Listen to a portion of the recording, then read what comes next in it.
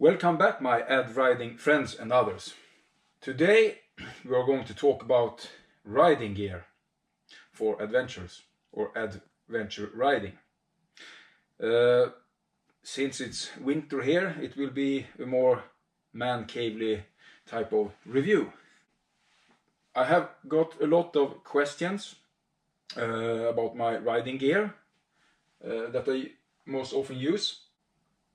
And recently I got a specific question from a YouTuber, Don Phobos, that asked me to talk about my riding gear and how I think about it. And this could be interesting for both new riders and experienced riders, and please comment about that below. So the specific question was more like, what type of gear is suitable for trans-European trail type of riding? I will call it adventure riding. And it's basically the same thing as with any other outdoor sports. That means that you need options with layering your clothing. It's not any hocus pocus with that, so to speak. It's common sense. So let's see how my riding gear looks like. It has some years in use. I think it's 6 years or so, maybe more. We could start with my jacket that I have a lot of questions with. This is a STR Lindstrands jacket. It's a rally style of jacket, since it's a somewhat a replica of Berglunds Dakar Race jacket. The model is Clicker, STR Lindstrands Clicker. It's a shell jacket. There's no membranes and such in this. It's prioritized to or focused on ventilation and let air get through the jacket. It has, instead of breast pockets and such like that, very large ventilations with mesh straight through. Not very much pockets. 2 front pockets. And there is a back pocket. The jacket has specific functions like a detachable neck part, and that's to get place for a neck protection. And these arm sleeves are detachable. I never ride like that, but you could if you want to. It's just a shell. This jacket is best suited for a separate protection gear, a protection jacket. So when we're speaking about layering, I always start with a t-shirt, a functional t-shirt like this. Or a layer closest to your body with the underclothing, functional, upper part and pants. A wise guy told me that he always used a long-sleeved shirt because that's more material to soak up your sweat and body heat. That could be true. Next over that, my t-shirt or my long sleeve shirt in functional materials like bamboo or merino wool and such like that. I have my protection jacket with my protections in. This specific one is the same brand as STR Lindstrands. It's Halvarssons. It's pretty much the same brand. I think they are owned by Replica. I could be wrong or right about that. It basically has shoulder protection, elbow and underarm protection, long ones. It has chest plates. I think that is important. This is a street-oriented type of protection jacket. You have also motocross style that are more with a mesh fabric. But I really like this because it's very easy to get on and off. You could have a foam type of back protection. I don't like that type of foam back protection, so I use a bug shell type of back protection, also with a belt, good for your kidneys. I could recommend that instead of the foamy type of back protection. This is typically the one I use in mild weather to warmer weather.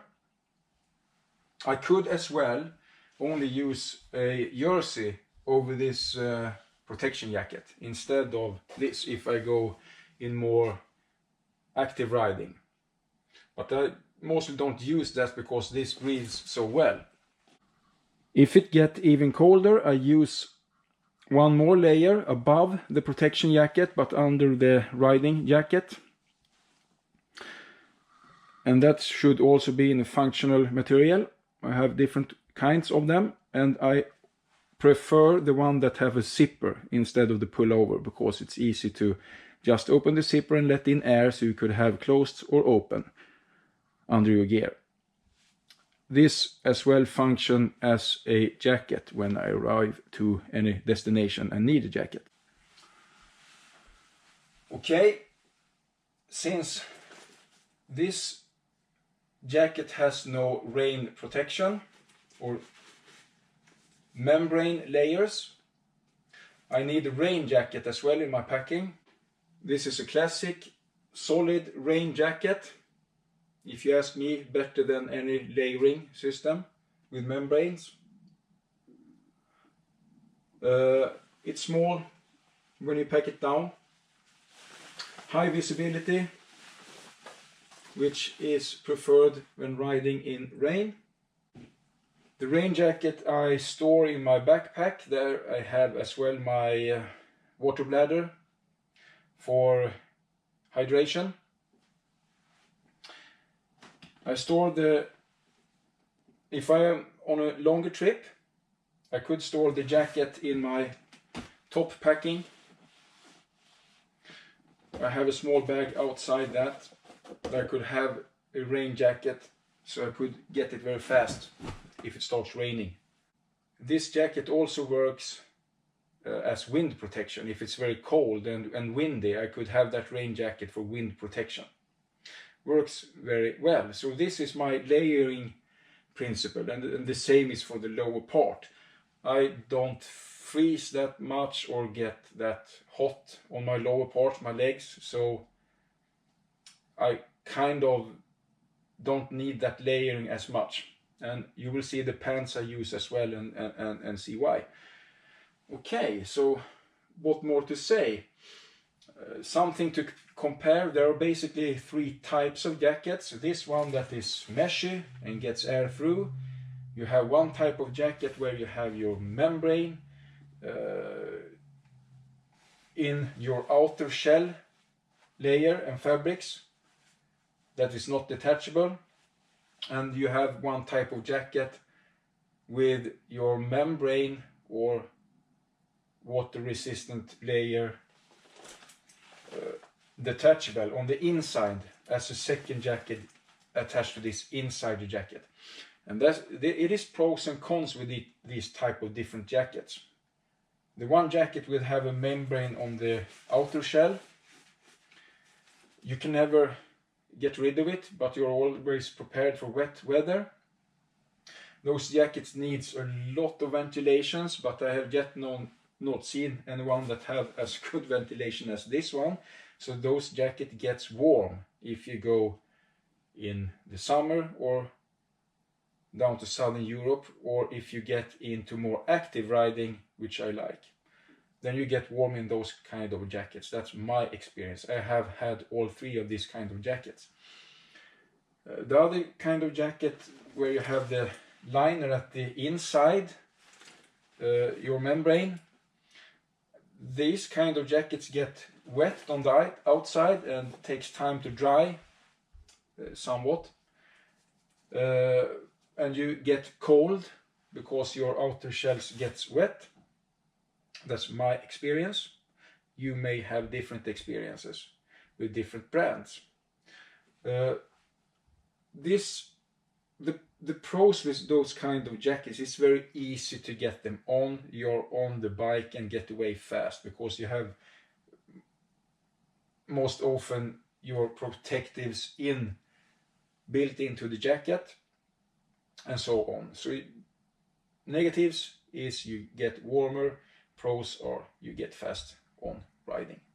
Okay, that's about layering and different kind of jackets. Coffee break.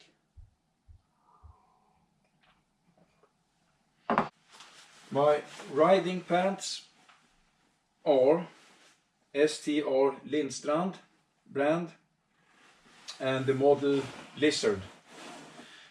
Unlike my jacket, these pants have a membrane as a liner, as well as an insulation layer that you can take off. This has been with me some years and are now done, so to speak.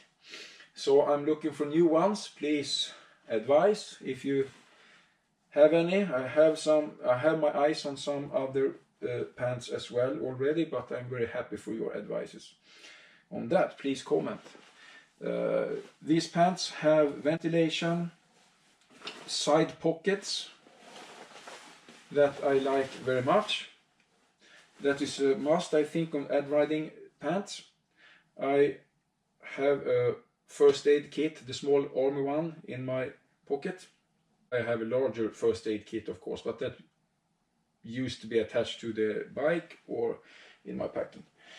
Okay, these pants have their leg sleeves detachable, so they could be like shorts. Never used that. Something else to tell about ad riding pants is that there are pretty much two types for the boots. You can either have them very tight and short legs to get your pants into the boots, or they need to be very large and you need to have them be able to open up very large if you will have your boots inside, especially if you ride with motocross boots that I do. We will talk about boots as well. Okay, so that's about this. Lizzard is the model. I use motocross type boots. Not type, it is motocross boots. I have as well experience from those crossover adventure riding type of boots as well. They are soft, and that's why I don't really like them, because they feel hard when you look at them in the store, and then when you use them for some months they are way too soft for off-road riding, but very convenient to walk in. These kind of boots is like more like downhill ski boots, and very hard, and if you try them in the store, in the shop, you will feel that are very hard if you've not tried them before. But these softens up as well. With time, it takes longer time and you have to walk in them and ride in them and so on, and they soften up a little bit by stay very hard and protected. They have a very hard bottom, and that's very good when you're standing and riding. You get a good support. Very hard in the front, you protect your toes as well. It's very hard and protect your wrists, and these boots stay hard with time, and I like that. So for me, it's motocross style of boots that matters. Different kind of bikes have looks different in the controls. I have had bikes that are narrower in the controls. With that I mean the foot pegs and your gear shifter or your brake pedal. The controls of my KTM that I ride today and the former 690 as well have place for this kind of motocross boots in the controls, and perfect made for that. So that is something to consider when you choose your boots. How does your bike look, and how could you change your control if you need to and adjust to. So just if you try this out on the store, go and try it on your bike so you know what to do no surprises there. Okay, that's about the boots. So move on to the helmet. This is a motocross style of helmet. I like that because I could breathe easily. You get your nose and mouth free to air, even if you have your eyes closed and protected by the goggles. That's how I like it. Those helmets are more noisy into wind because they are open. Other very popular ad riding type of helmets are the crossover helmets. It's something between the motocross helmet and the integral helmet with a visor and so on, and sometimes a sunglass inside of it. Very popular helmet, and I can understand why they are that. I'm into a new helmet as well because this has been in use for some time as well. Alright, let's move on to gloves. I have two pair of gloves, or two types. I have motocross gloves that I like very much to ride it because you get a closer feeling to the controls and so on, and you keep cooler as well when you get warm. Better feeling with the throttle, clutch, brakes, buttons and such like that. However, they are cold and not convenient if you haul for a long time or if the weather gets wet. So I as well have another type of gloves. These are more common, like in ad riding gloves, thicker, and they have a membrane as well to keep you dry. But as I said, warmer, and I think I get the feeling of less control when I'm riding it. But I like them very much. There is a type of glove between these and the motocross gloves that are thinner than these and have no membrane, and I can really recommend that type of gloves as well because you get something in between, very nice, good feeling. Okay, not much to say about that, but I like when they have good protection and so on. The motocross gloves does not, but when you ride more actively, you have to prioritize what you need. Good feeling or good protection.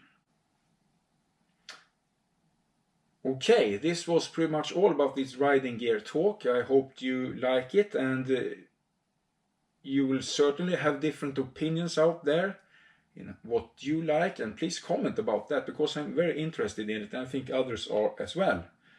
So make a video or just comment below, and please let me know what you think, and if you like this kind of man cave reviews, maybe I get back here. You decide. You can do like Don Forbes. Ask me for something to review. I have some questions about how to do chain tension of the 790, the KTM 790. I have a request for a video about my new mirrors on the bike that are foldable. Unfortunately, it's not really riding weather for me. It's snow and cold outside, so I won't do that right now, but I know that there's some milder weather incoming as well into Scandinavia here, so maybe I get out on the bike in the...